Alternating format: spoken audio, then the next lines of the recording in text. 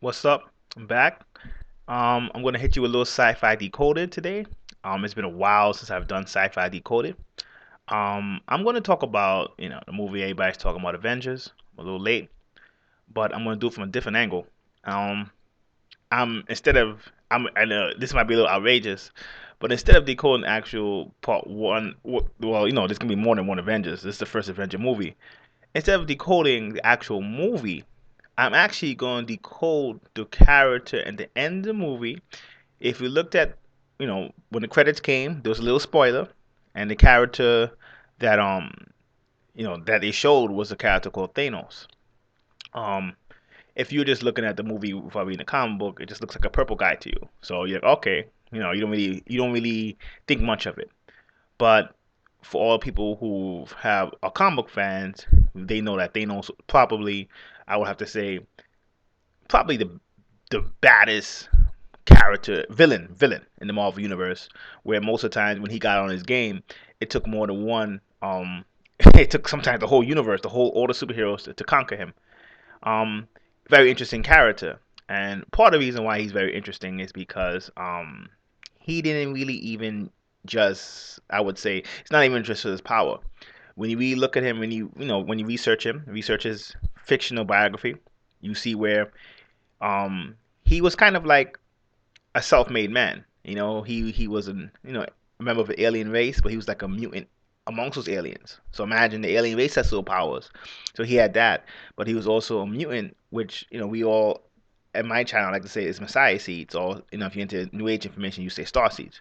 So he was like almost like a unique, but in a sense because he was a mutant or Messiah seed and sort of alien, which is like a superpowered alien, he was kind of like doubly special and in a sense, or what I should say, doubly unique, right? And I don't even know if doubly is a word, but and what happened is that he was unique, so he was powerful, but he didn't stop. He went on to become the best scientist of his race, the best magician of his race, the best martial artist of his race. So he ended up getting a lot of power, and that's not even counting all the external, what you would call magical instruments that he got, where he eventually became the most powerful person in his universe until he lost the power.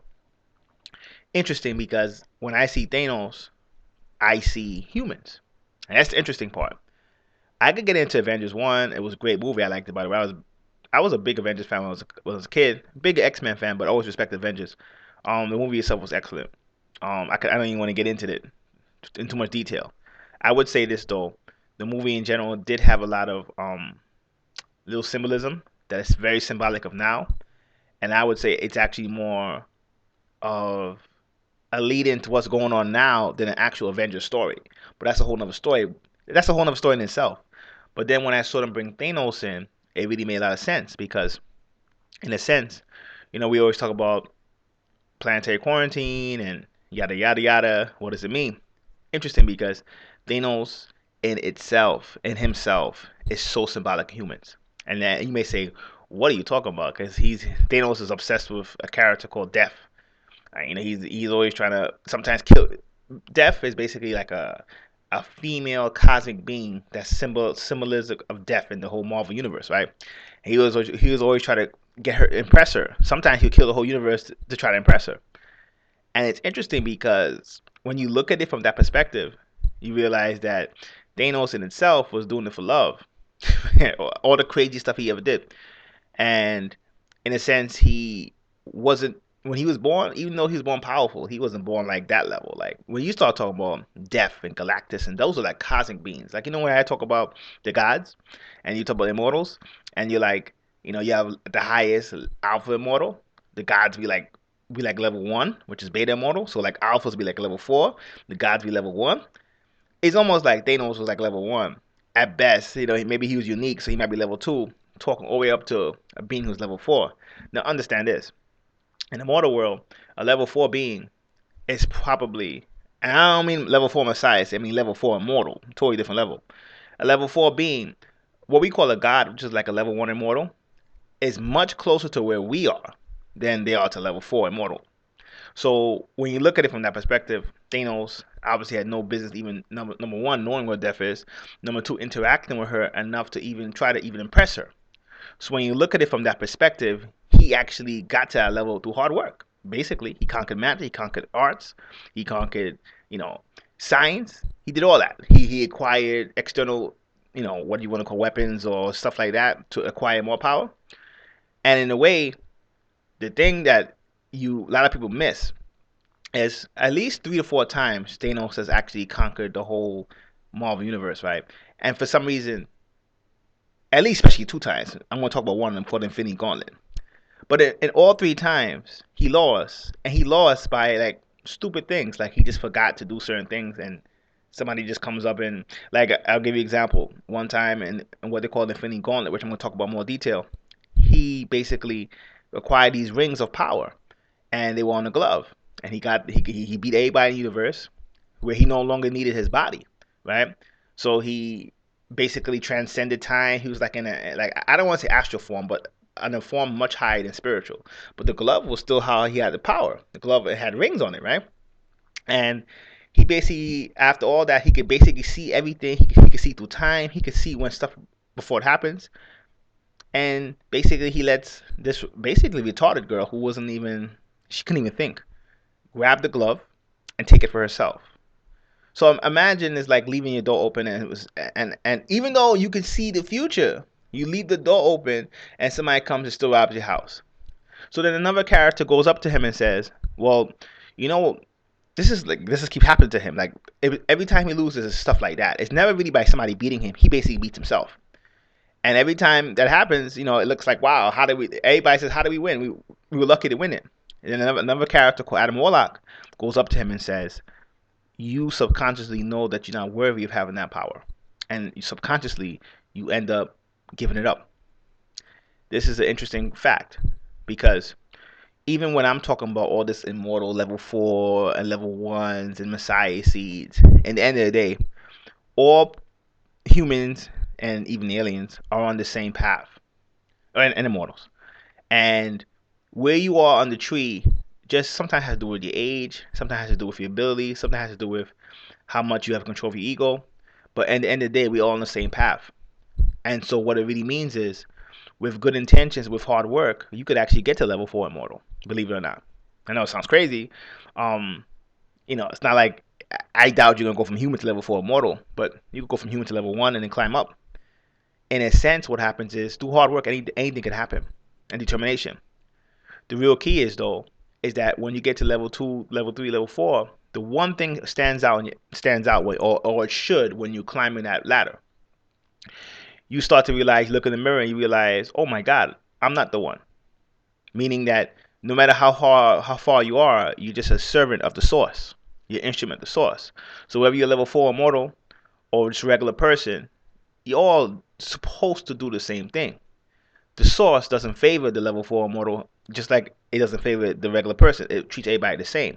The reason why some people are given more power is because they have more responsibility. Now, why do they have more responsibility? Sometimes it's for stuff you did in the past life. Sometimes it's for your unique abilities. The source creates everybody uniquely to do a certain job. And in a sense, what happens is, so let's say somebody has 5 superpowers and somebody has one, or somebody has none. In the end of the day, the person who has 5 superpowers is not favored by the source. It's just that that person has a bigger responsibility, so it's given more power. That's all.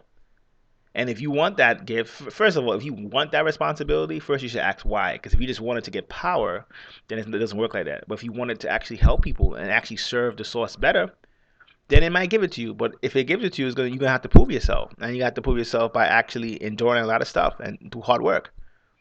And in a sense, when you look at it like that, it puts things in perspective. Because when they say Thanos said he wasn't worthy of the power, everybody has to go through that. Even the biggest, baddest level 4 immortal realizes. Metatron himself, who's supposed to be the angel of all angels, even he would realize, as bad as I am, he's badass.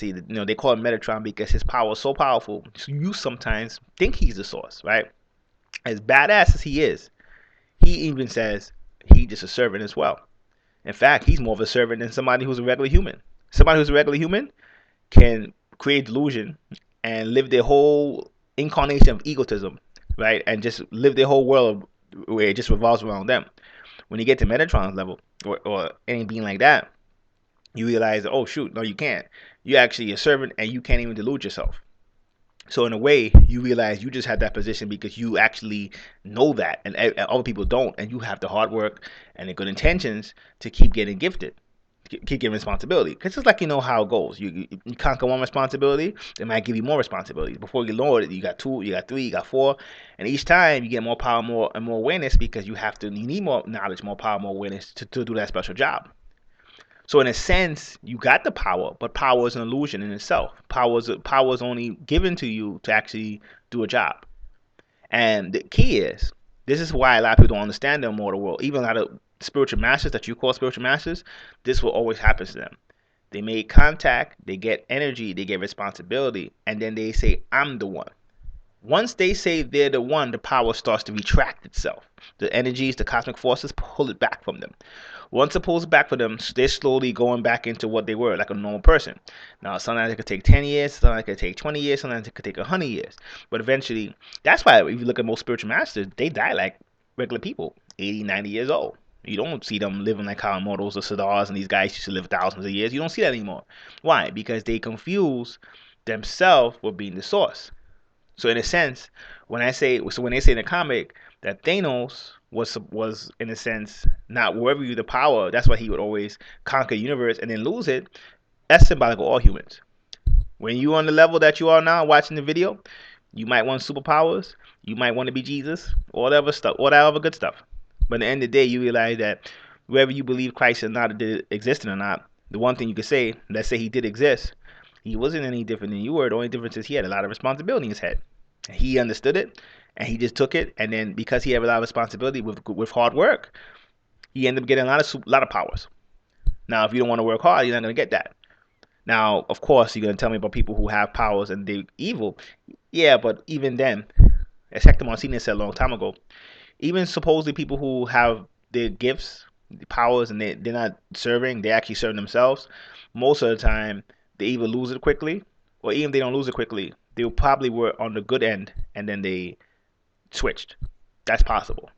But understand this: even when you're in the good end and you switch, your power still slowly retracting itself. The only way you could keep power, as Taoists said years ago, is to become a vampire, to become parasitic.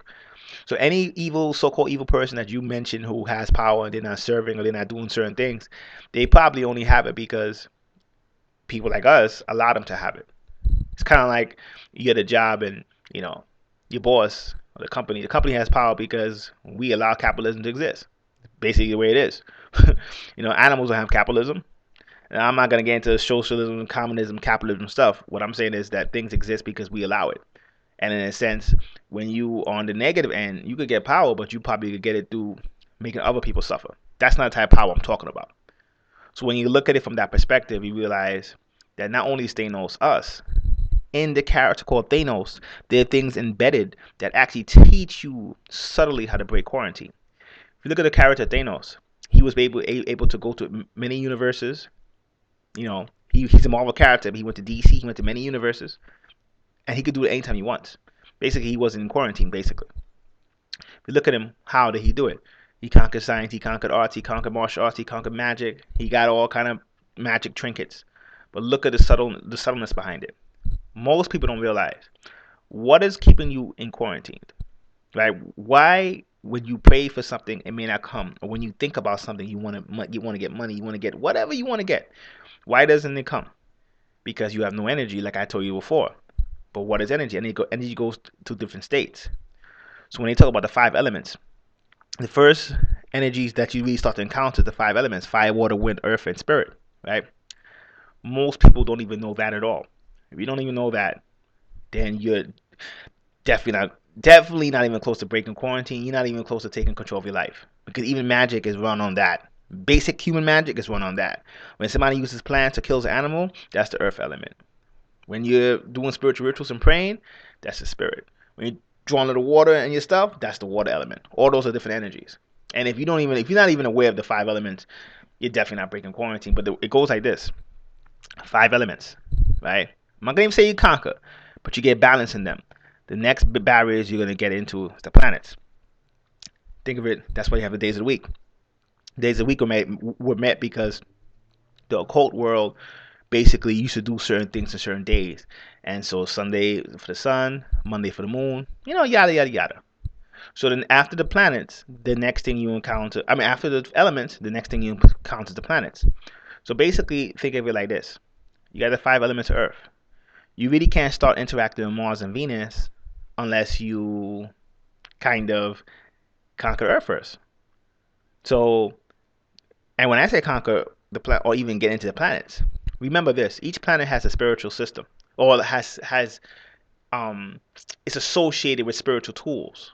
So Mercury tends to be associated with astrology, numerology, mathematics, Western science, the way we have it, the way it's constructed now. Mars tends to be associated with business, martial arts, war, right? So when you think about it, this is another reason why most spiritual people are still in quarantine because when they enter their spiritual game, I don't even think they conquer it. I don't even think they get past Earth. But let's say they get past Earth, they know the elements. They usually then would say, okay, I'm into a solar religion or a lunar religion. So Wicca, Voodoo, Voodoo is kind of a combination. I'm gonna still put it lunar, but it's actually a combination. Wicca, Voodoo, that's the lunar, that's the moon, or the solar base tend to be the Abrahamic religions. Yoruba, Kemetic scientists tend to be functional on the sun. That's literally you connecting to the sun or the moon. It's only one of the seven planets that's controlling your quarantine. It's actually more than the seven, but the seven major ones. Um, so in a sense, you connect to one. There's seven more to go. So then it was like, okay, so how are you on Mars? How's your martial arts? How's your business? How do you understand warfare? Because make no mistake about it, in the physical world, warfare still rules. We could play games, but if you look at laws of nature, the two most important laws, the laws of survival, is the laws of reproduction and moving on and surviving. That's war. So for the most part, most spiritual people have. This is why I'm starting to try to push martial arts now because I'm realizing that I don't understand how the two people how people can separate the two because martial arts is a key part of spirituality because it aids it. Because in the first priests were what? They were martial artists. So in a lot of ways, the first martial artists were priests or healers. So you can't really disconnect the two. The fact that it's disconnected, the fact that I have to tell people, if you really want to break the matrix, you probably have to learn like to get your own income because if you work in a job, um, especially if you're working overtime, stuff like that, how are you gonna make time for your spiritual work? Most of the time, the negative energy actually comes to you from the job.